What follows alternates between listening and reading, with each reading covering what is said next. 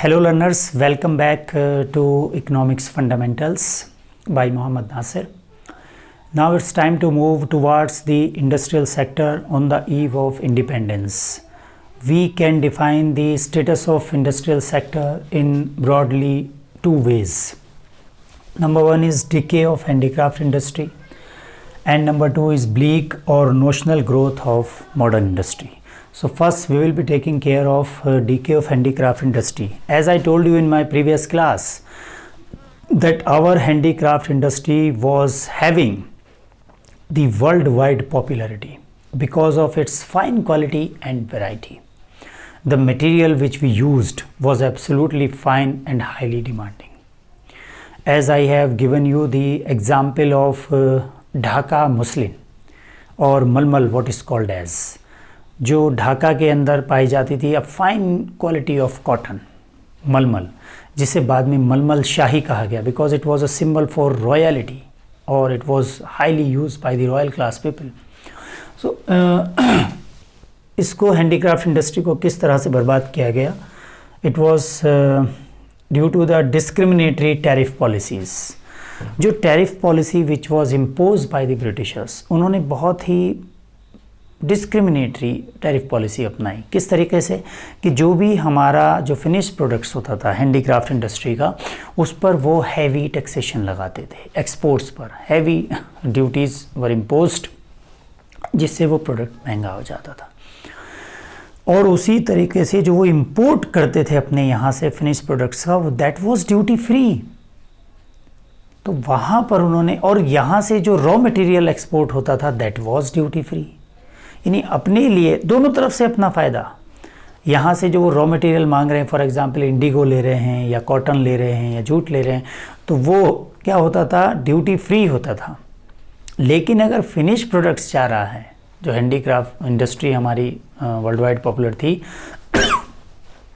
अगर वो जाता था तो वो उस पर हैवी टैक्सेशन लगता था.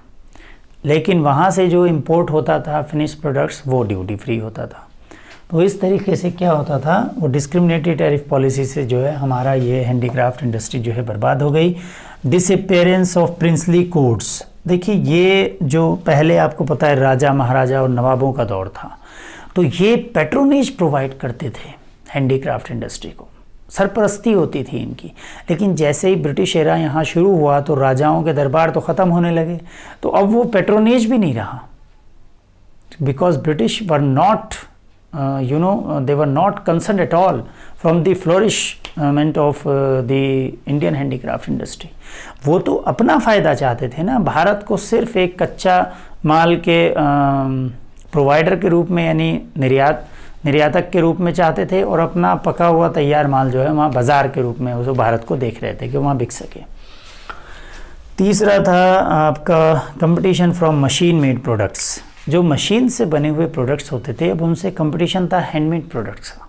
मशीन में क्या है, प्रोडक्शन बल्क में होता है, प्रोडक्शन सस्ता था, तो हैंडमेड प्रोडक्ट्स में टाइम लगता है. जैसे आपने सुना होगा पश्मीना शॉल्स के बारे में कि घंटों रह करके उसको जो है, और तब जाके कई दिन बाद एक पश्मीना, सिंपल प्लेन पश्मीना तैयार होता है.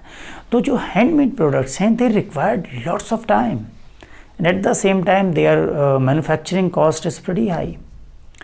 तो इसलिए वो कॉस्टली हो जाते हैं. अब यहाँ मशीन तो जल्दी से बना देती है चीज़ों को, वहाँ इंडस्ट्रियलाइजेशन आ गया था. इंडियन जो कॉलोनाइजेशन इंडिया में चल रहा था, that is coincided with the British industrialization. वहाँ 19th सेंचुरी में इंडस्ट्रियलाइजेशन भी आया, यूरोप में, ब्रिटेन में आया. तो वहाँ जैसे स्पिनिंग जेनी फर्स्ट मशीन थी जो इंडस्ट्रियलाइजेशन की, जहाँ से शुरुआत होती है, तो वहाँ पर इंडस्ट्रियलाइजेशन को उन्होंने बहुत अच्छे से भुनाया यहाँ भारत में. यहाँ से कच्चा माल लेते गए और अपना फिनिश जो तैयार माल है वो यहाँ बेचते रहे. New patterns of demand. अब जैसे जैसे ब्रिटिश काल यहाँ पर बढ़ा तो लोगों की जो डिमांड है वो भी बदली. अब जैसे पतलून लोग पहनने लगे, उस तरह की चीज़ें पहनने लगे जो यहाँ नहीं बनती थी, तो ब्रिटिश कल्चर लोगों ने धीरे धीरे अडॉप्ट करना शुरू कर दिया था. तो वो न्यू डिमांड जो है वो that was suitable for the betterment of British industry, और it is as per the requirement of British industry. तो उनके हित में था ये भी. उसके बाद introduction of Railways in India. जब रेलवे 1853 में भारत में इंट्रोड्यूस हो गया तो वहाँ पर मुंबई से थाने के बीच में जो पहली ट्रेन चलाई गई थी, रेलवे के इंट्रोडक्शन से जो ब्रिटिश प्रोडक्ट्स का एक्सेस था वो अब दूरगामी क्षेत्रों में भी हो गया, क्योंकि अब उन इलाकों में भी अब ब्रिटिश प्रोडक्ट्स जा सकता था जहाँ पर पहले नहीं जा पा रहा था due to shortage of transportation. तो अब ब्रिटिश माल को जो है वो और बड़ा बाज़ार मिल चुका था और एट द सेम टाइम जो हमारा हैंडीक्राफ्ट इंडस्ट्री है वो सिकुड़ता जा रहा था। ठीक है, तो इस तरह से ये जो है हमारा हैंडीक्राफ्ट इंडस्ट्री या कुटीर उद्योग जो है वो बर्बाद हो गया। दूसरा है ब्लीक ग्रोथ या notional growth of modern industry. जो हमारी मॉडर्न इंडस्ट्री हैं वो बहुत ज़्यादा स्लोली तरीके से जो है वो उन्होंने ग्रो किया। पहली बात तो इंडस्ट्रीज़ ही कम सेटअप हुई। सेकेंड वर्ल्ड वॉर और फर्स्ट वर्ल्ड वॉर के बाद जो इंडस्ट्रियल डिमांड्स इमर्ज हुई उसमें कुछ some industries were establish by private entrepreneurs like the TISCO, which was incorporated in 1907 at Jamshedpur, Tata Iron and Steel Company, और उसके साथ साथ ही सीमेंट इंडस्ट्री, पेपर इंडस्ट्री, ये कुछ प्राइवेट इंडस्ट्रीज़ थी जो सेटअप हुई उस दौर में।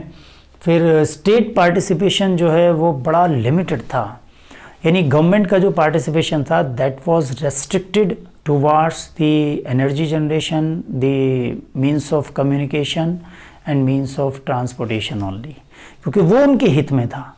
भाई अगर रेलवे को डेवलप करेंगे, रेलवे का डेवलपमेंट होगा या रोड्स का डेवलपमेंट होगा। मैंने आपको बताया कि उस समय में जो है सिर्फ 155,000 किलोमीटर ही पक्का रोड था या 53,596 किलोमीटर ही हमारा रेलवे ट्रैक था। तो उनके डेवलपमेंट स्टेट का पार्टिसिपेशन वहीं तक लिमिटेड था बस। There was lack of capital goods industry. जो कैपिटल गुड्स इंडस्ट्रीज़ हैं which are concern with the machinery, tools, equipments और जो इंडस्ट्रियल बेस तैयार करती हैं एक्चुअली, उनकी बहुत ज़्यादा कमी थी हमारे देश में। जो थी उनकी ग्रोथ बहुत ज़्यादा स्लो थी। Modern industry was at infant stage. देखिए ये बहुत ज़रूरी है आपको समझना। इन्फेंट आप समझते हैं ना, एक जो शैशवावस्था होती है, जो शिशु होता है जिसमें बहुत ही एकदम छोटा बेबी जो बहुत नाजुक होता है, तो उस तरह की हमारी इंडस्ट्री थी। That is why we have restricted trade barriers. Trade barriers हमने इसीलिए लगाए और हमारी इकोनॉमी मोर और लेस क्लोज्ड इकोनॉमी रही, यानी एक बंद अर्थव्यवस्था रही 1990 तक।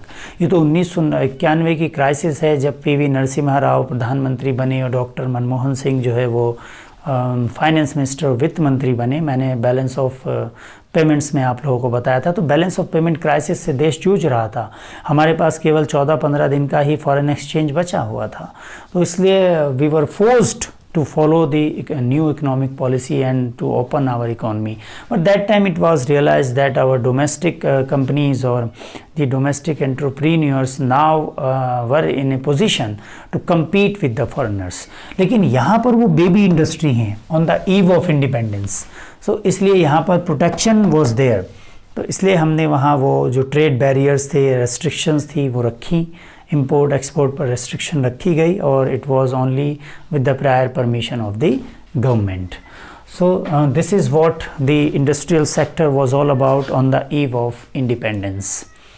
Now in the next time I will tell you about some more like what was the status of international trade, the occupational structure as well. So there is many more to come. I hope you all are getting, and if you have not subscribed our channel yet, please subscribe it. Thank you for watching.